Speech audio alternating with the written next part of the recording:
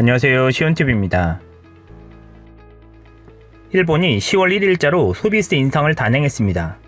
기존 8%에서 10%로 늘리면서 연간 46조의 세금을 더 걷게 되었습니다.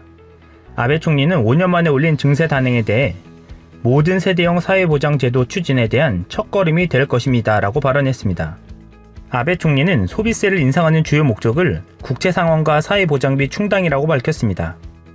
그런데 이렇게 소비세를 일방적으로 단행함에도 언론은 조용했습니다. 그리고 일본 신문사들은 아베 정부의 소비세 인상에 대한 비판적 기사는 하나도 싣지 않았습니다. 아니, 못했습니다. 왜일까요? 신문사들이 아베 정부에 이전부터 소비세 인상에서 전기 구독료를 제외시켜달라고 요구해왔는데 이들 바램대로 식료품과 함께 신문 전기 구독료만 소비세율을 인상하지 않았기 때문입니다. 그래서일까요?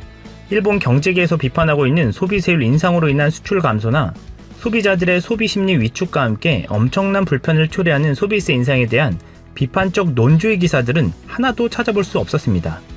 단지 구조개혁의 첫 발을 내딛었다는 데 의미를 두거나 경감세율을 받는 대안을 알려주는 보완대책 등에 중점을 두었습니다.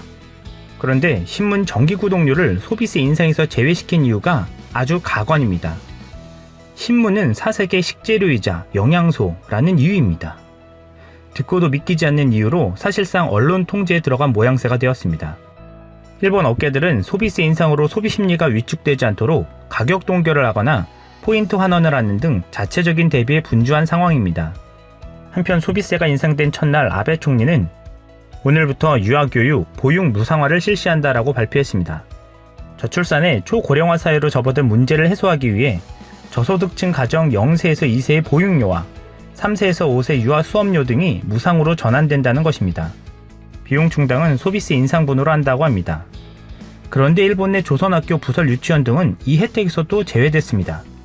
조선학교나 외국인 학교 부설 유치원들은 유아교육을 포함한 다양한 교육을 하고 있다는 것이 이유였습니다. 소비세는 모두 동등하게 내고 무상교육 혜택에 있어서 차별을 받는다는 점은 인권 침해의 소지가 있어 보인다는 지적이 나오고 있습니다. 그동안 아베 정권이 사연임까지 거론되며 유지되어 온 가장 큰 동력은 경제를 살린 것에 대한 보답 차원이었다고 볼 수 있습니다. 하지만 이전 정부들은 소비세를 올린 이후 하나같이 역풍을 맞고 불행한 결말을 맞이한 바 있습니다. 소비세를 처음 도입했던 케시타 노보루 정권은 3%의 소비세를 단행한 이후 이듬해 1989년 참의원 선거에서 참패해 퇴진했고 1997년 하시모토 류타로 내각은 재정을 재건하겠다는 이유로 소비세를 3%에서 5%로 인상했다가 외환위기와 금융 불안으로 경제를 불황에 빠뜨려 이후 열린 참의원 선거에서 참패를 맛봤습니다.